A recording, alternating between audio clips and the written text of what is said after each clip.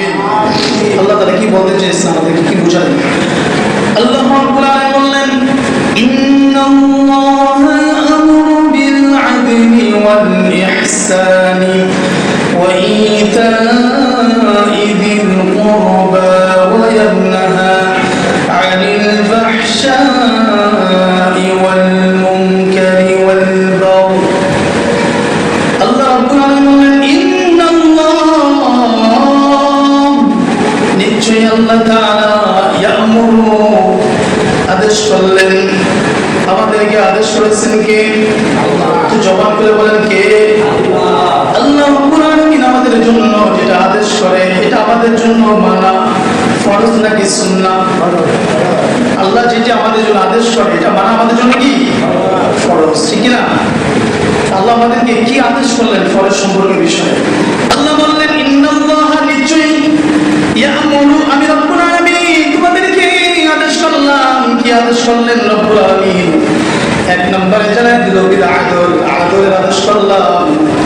আদলের বাংলা অর্থ হচ্ছে ন্যায় পরায়ণ, ন্যায় পরায়ণশীল, ন্যায়বান, ন্যায় বিচারক। আমি রব্বুল আলামিন তোমাদেরকে যেমনি ভাবে নামাজ ফরজ করলাম, আমি রব্বুল আলামিন তোমাদের প্রতি যেমনি ভাবে হজ ফরজ করলাম, আমি রব্বুল আলামিন তোমাদের প্রতি জীবনে যেমনি ভাবে মাহে রমজানে তোমাদের জন্য রোজা ফরজ করলাম, আমি রব্বুল আলামিন তোমাদের জন্য যাকাত যেভাবে ফরজ করলাম, ঠিক তেমনি ভাবে আমি রব্বুল আলামিন তোমাদের জন্য নিজেদের ব্যক্তিগত জীবনে, পারিবারিক জীবনে, সামাজিক জীবনে, রাষ্ট্রীয় জীবনে আমি রব্বুল আলামিন ন্যায় পরিচর্যা করবা, এটা আমি রব্বুল আলামিন তোমাদের উপরে ফরজ করে দিলাম। সুবহানাল্লাহ। কে ফরজ করেছেন? আল্লাহ। নিজেদের ব্যক্তিগত জীবনে নামাজ পড়া যেমন ফরজ, যাকাত দেওয়া যেমন ফরজ, আল্লাহ তাআলা যত বিধান আছে নামাজ, রোজা, হজ, যাকাত, এগুলো আল্লাহ রব্বুল আলামিন যেমন ফরজ করেছেন, ঠিক তেমনি ভাবে ন্যায় বিচারক হওয়াটাও আমাদের জন্য আল্লাহ তাআলা ফরজ করে দিয়েছেন। কিন্তু দেখা যায় কি সমাজের ভিতরে বহু আলেম আছে, বহু নামাজি আছে, বহু আলেম আছে, বহু মাস্টার আছে। মাস্টাররা জিন্দেগিতে আপনি শিক্ষাগত সনদ পাবেন, শিক্ষার যোগ্যতা পাবেন, কিন্তু ব্যক্তিগত জীবনে আপনি ন্যায় বিচারক হওয়াটা পাবেন না, ঠিক না? যদি ব্যক্তিগত জীবনে ন্যায় বিচারক হতো, বিগত 16 বছরে বাংলাদেশ থেকে $99 বিলিয়ন, 23 লক্ষ কোটি টাকা বাংলাদেশ থেকে পাচার করেছে, এটা কি কোনো মূর্খ ছিল নাকি শিক্ষিত লোক ছিল? কথা বলেন। সমাজের ভিতরে চেষ্টা চোর যারা, এরা মসজিদে জুতা চুরি করে, এরা হচ্ছে মূর্খ চোর যারা গরু চুরি করে, এক একজনের ফোন চুরি করে, হাড়ি পাতিল চুরি করে, এক একজন এক একটা চুরি করে, ঠিক কিনা? আর শিক্ষিত চোর যারা, ন্যায় বিচারক যারা না, তারা হচ্ছে এক একটি কলমের খোঁচায় লক্ষ কোটি কোটি টাকা বাংলাদেশ পাচার করে দেয়, ঠিক কিনা বলে? একজন চেষ্টা চোর জুতা চুরি করে মসজিদে, তিনি যদি 50 বছর জুতা চুরি করে, আচ্ছা কথা বলুন, তিনি কয় কোটি টাকা জুতা চুরি করতে পারবে? কথা বুঝে যাবেন যে আপনারা, এক একজন চেষ্টা চোর যারা মসজিদে জুতা চুরি করে, সে যদি 50 বছর জুতা চুরি করে, সে কয় কোটি টাকা জুতা চুরি করতে পারবে? আর এক একজন শিক্ষিত লোক যারা ব্যক্তিগত জীবনে ন্যায় পরায়ণ না হওয়ার কারণে এক একটি কলমের খোঁচায় লক্ষ কোটি কোটি টাকা তারা আত্মসাৎ করতেছে, ঠিক কিনা কথা বলেন? এই যে যারা এতগুলো টাকা মারলেন, এই যে এত, যাদেরকে আমরা উচ্চ শিক্ষিত বলি, হায়ার এডুকেটেড পার্সন যাদেরকে বলা হয়, সর্বোচ্চ শিক্ষিত যোগ্যতা অর্জন যারা করেছেন, তারা ব্যক্তিগত জীবনে ন্যায় পরায়ণ না হওয়ার কারণে, ন্যায় বিচারক না হওয়ার কারণে তারা এবং এইভাবে জনগণের টাকা আত্মসাৎ করতে পেরেছে, ঠিক কিনা কথা বলেন? কেউ যদি তার ব্যক্তিগত জীবনে নামাজ পড়া যেমন ফরজ, যাকাত দেওয়া যেমন ফরজ, হজ করা যেমন ফরজ, আল্লাহ রাব্বুল আলামিন মাহে রমজানে রোজাগুলো যেভাবে আমাদের জন্য টাকা ফরজ করে দিয়েছেন, ঠিক ওইভাবেই তো আমাদের জন্য ন্যায় পরায়ণ হওয়াটাও ফরজ করেছেন। এটা যদি বিশ্বাস করতো তাহলে 23 লক্ষ কোটি টাকা তো দূরের কথা, তারা 23 পয়সা মারার চিন্তাও করতো না, ঠিক কিনা বলেন? কল্পনা তাদের আসতো না। এই জন্য মুসলমান ভাইরা আমার, আল্লাহ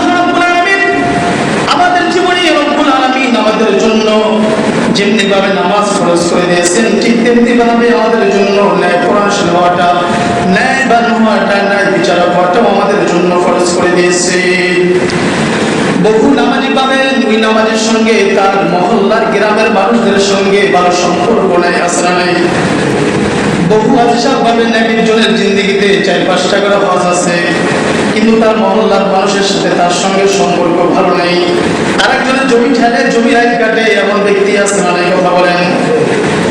তো এই হাজি সাহেব হয়ে এই নামাজ পড়ে কি লাভ? আপনি যদি আপনার মহল্লার মানুষের সঙ্গে সুসম্পর্ক না রাখতে পারেন, ন্যায় অন্যায় যদি এটাকে আপনি সঠিকভাবে বিচার না করতে পারেন, তাহলে এমন হাজি সাহেব হওয়ার আপনার কোনো প্রয়োজন আছে নাকি? কথা বলেন। আল্লাহর দরবারে এই হাজি সাহেবের কোনো মূল্য আছে নাকি? এই জন্য আল্লাহ তাআলা বলছেন, যে ব্যক্তি আপন পর বোঝে, নিজের যা পরেরটা যে বোঝে, এটা আমার, এটা আরেকজনের যে বোঝে, সেই ব্যক্তি 23 লক্ষ কোটি টাকা তিনি মারবে তো দূরের কথা, 23 পয়সা মারার চিন্তাও তিনি কখনো করবে না। ঠিক কিনা কথা বলেন? কেন এটা হচ্ছে?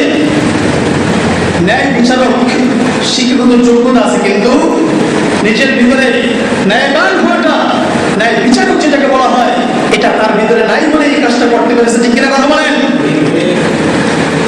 সম্মানিত উপস্থিতি, তাহলে আল্লাহ রাব্বুল আলামিন 1 নম্বরে বললেন, ইন্নাল্লাহা ইয়া'মুরু বিল আদল। 1 নম্বরে রব্বুল আলামিন ন্যায় বিচার হওয়ার আদেশ করলেন। এই হুকুমটা আল্লাহ তাআলা আমাদেরকে দিলেন। 2 নম্বরে রব্বুল আলামিন বললেন, ওয়াল ইহসান,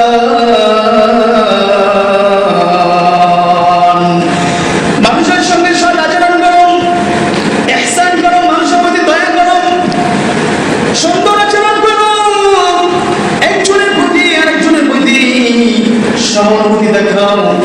রব্বুল আলামিন 2 নম্বর আদেশ করলেন, ওয়াল ইহসান, মানে একজন আরেকজনের প্রতি ইহসান করো। অনেক ব্যাখ্যা বিস্তারিত আমি বললাম না। এরপর রব্বুল আলামিন বললেন 3 নম্বরে, ওয়া ইতান ইদিল কুরবা, ওয়া ইতান ইদিল কুরবা। রব্বুল আলামিন জানান দিল, সুবন্দা, আত্মীয়তার হক নষ্ট করো না, আত্মীয়তার হক তোমরা বন্ধনকে ঠিক মতো রাখো, আত্মীয়তার সম্পর্ক বিচ্ছিন্ন করো না। রব্বুল আলামিন বললেন, তাহলে কয়টা আদেশ করলেন? 3টি। 1 নম্বরে ন্যায় পরায়ণ হতে হবে, আল্লাহ তাআলা এটা আমাদের জন্য ফরজ করেছেন। 2 নম্বরে ওয়াল ইহসান, মানুষের প্রতি ইহসান করতে হবে, দয়া দেখাতে হবে। ঠিক কিনা? 3 নম্বর হচ্ছে ওয়া ইতাইদিল কুরবা, আত্মীয়তার সম্পর্ক বিচ্ছিন্ন করো না, আত্মীয়তার হক আদায় করো। এই হচ্ছে 3টা আদেশ আমাদেরকে করলেন আল্লাহ তাআলা। এরপর 3টা নিষেধাজ্ঞা কি দিলেন আমাদেরকে, সেই বিষয়গুলো আমরা জানবো ইনশাআল্লাহ। আমি রব্বুল আলামিন তোমাদেরকে নিষেধ করলাম, শোনো বান্দা, আনিল ফাহশা, যত নির্লজ্জতা আছে, যত বেহায়াপনা আছে, যত অশ্লীলতা আছে, এই বেহায়াপনা থেকে নিজেকে তোমরা হেফাজত করো। আমাদেরকে আদেশগুলো দিয়েছেন কে? চলো বলেন নাকি? আল্লাহ রাব্বুল আলামিন বলতেছে, ওয়া নাহা আনিল ফাহশা, যত নির্লজ্জতা, যত বেহায়াপনা, যত অশ্লীলতা আছে, এই অশ্লীলতা থেকে তুমি হেফাজত করো, আমি আল্লাহ তাআলা তোমাকে আদেশ করলাম।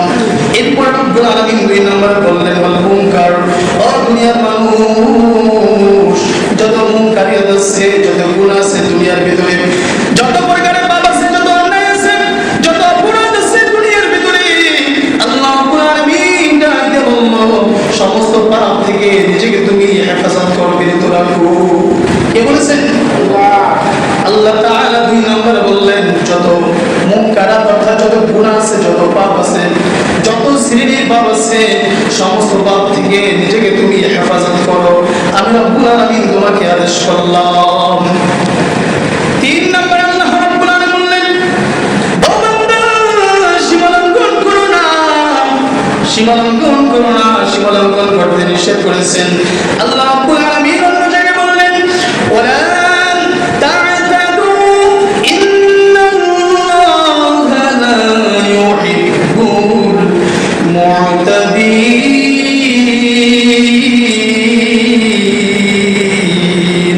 আল্লাহু আকবার।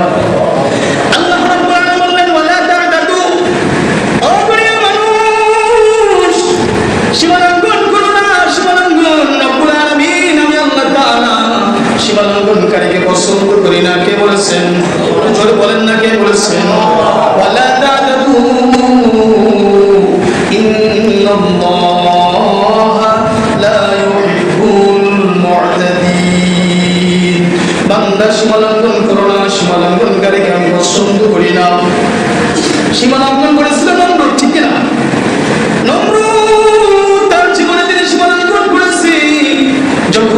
সময় শেষ হয়ে গেছে, নমরুদকে আল্লাহ তাআলা ধরছে কি ধরে নাই?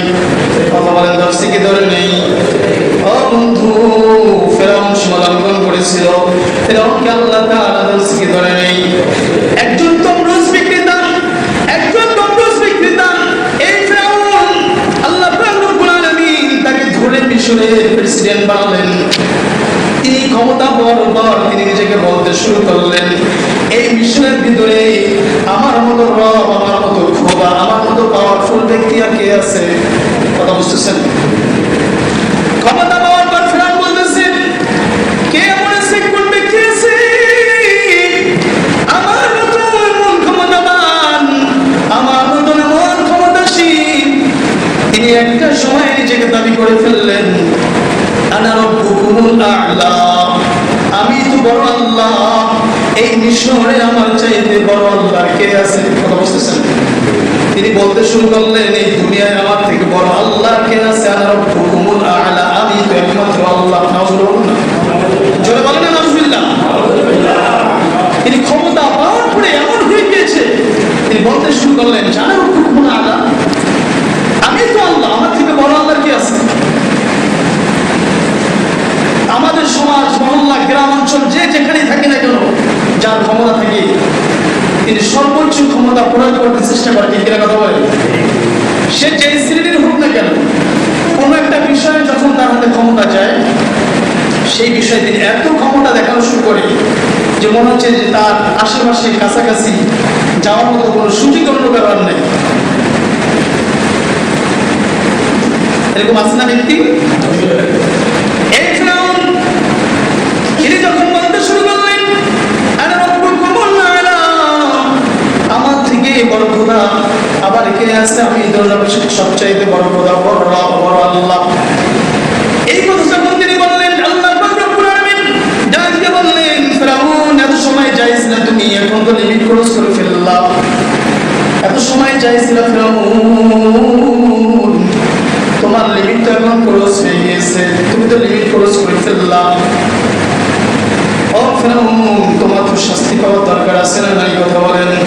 আল্লাহ তাআলা বলতেছেন, ফেরাউন রে, এই জমিনের ভূমিদশের ভিতরে তোমাকে আমি শেষ করব না, তোমাকে আমি মহাসড়কের ভিতরে, সমুদ্রের ভিতরে নাকায় চুবায়া ডুবায়া মানুষকে দেখিয়ে দেখিয়ে পরীক্ষা করে করে এরপরে তোমাকে আমি রব্বুল আলামিন এই দুনিয়া থেকে বিদায় করব।